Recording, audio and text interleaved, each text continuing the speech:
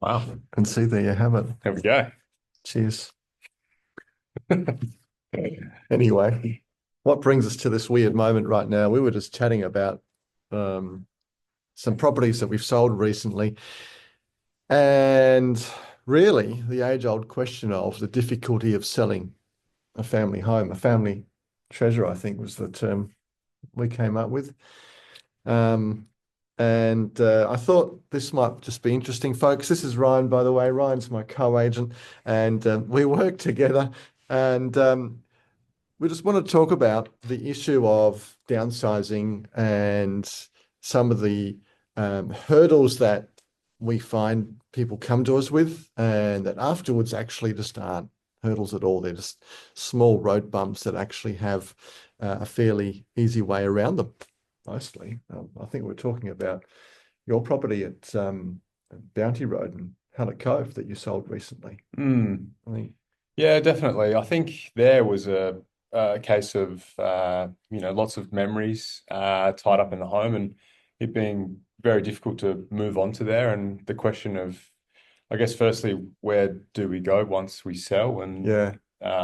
secondly, how do we get all of the stuff out of the house and move into the next home as well? I So think it's fair to say those people, and they were really lovely, an older couple who've been in the home forever. And oh wow, that house was awesome. beautiful. You just walk in, and it was a bit like walking into Grandma and Grandpa's house, Yeah. but as sort of once you're in the house, you turn around, this huge vista just opens up, and the sea view was gorgeous. Like you can see why they didn't want to move earlier, but I think they also knew that they probably left it a little bit too long. Mm, definitely. Um, so their issue really was where do they go? What do they Mm. do with how do they make that happen, that next move? And it was really, I think you worked with them for a good 6 months or so, really getting them ready to show them the path. Yeah, definitely. So, I mean, they were lucky enough in their scenario where they got an opportunity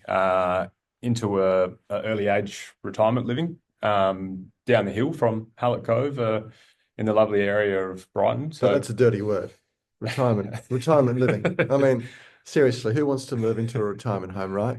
But that's a common thing, right? yeah, definitely. Yeah. But look, they were lucky enough to get an opportunity inside of there, which was really nice. And then we started the process really of removalists coming in and getting all what they didn't want. We either took off to an auction house, and Yeah. the rest of it was donated to charity. And what they wanted to keep and what they could move into their new home was essentially taken down to their new place.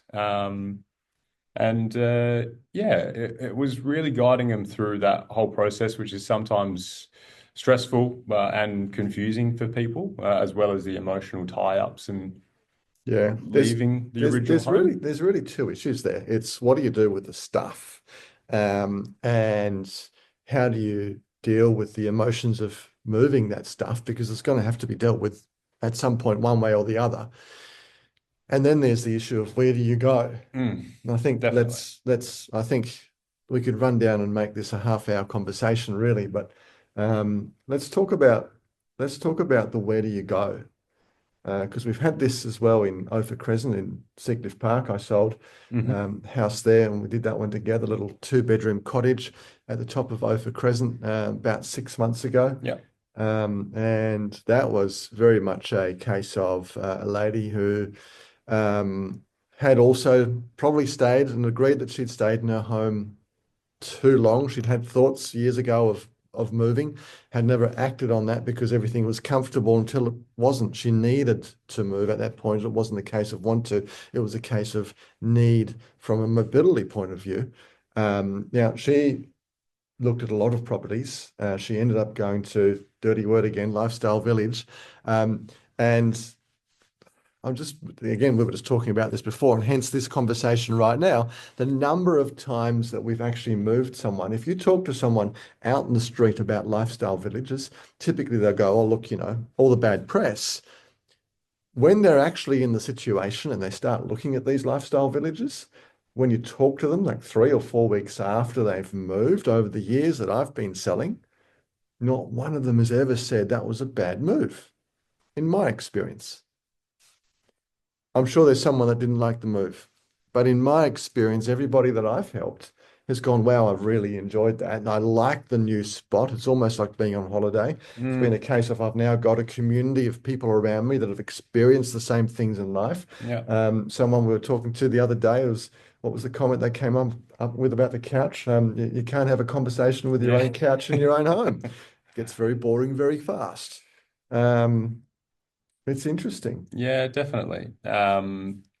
Moving down into new communities where there's new people there, there's like-minded people, Yeah. close amenities for a lot of those cases as well. So within walkable distance to shops, cafes. That's right. You don't lose your independence. No, That's the biggest learning, I think, for most people when we talk to them 3 or 4 weeks after they've moved in. There is no loss of independence. If anything, what we're finding is there is a gain of independence. yeah. It's just these sort of insights that we're finding, in terms of common conception about a certain move and then reality when it actually does happen is just so starkly different. Mm. Not to say that we want everybody that we know that's over a certain age that lives in a house that they've been in forever to actually move. Heck no, if you're happy in your house, stay where you are. I mean, I wouldn't want someone banging on my door every 5 minutes asking me to move either. I'm happy in my house. But it's always going to be a case of somebody that does need to move. Mm. Um, and so our role, I suppose, this is the purpose of the videos, our role in that transaction starts way beyond or before a sale actually happens. I think that for sale sign comes up. Our point that we were talking about before is our conversation and our role and the things we do 6, 9, 12 months sometimes before that for sale sign comes up. We're actually working in there, helping them move with auctions, with removalists, with that community of people that specializes in helping them find the next place. Mm. Yeah. Yeah, definitely. I remember that property that we sold in Albert Street in Seacliff Park as well a while ago. And there's a lovely couple, and they definitely didn't want to go to a retirement village. We went to a few auctions with them to help them buy, didn't we? Yeah. Yeah.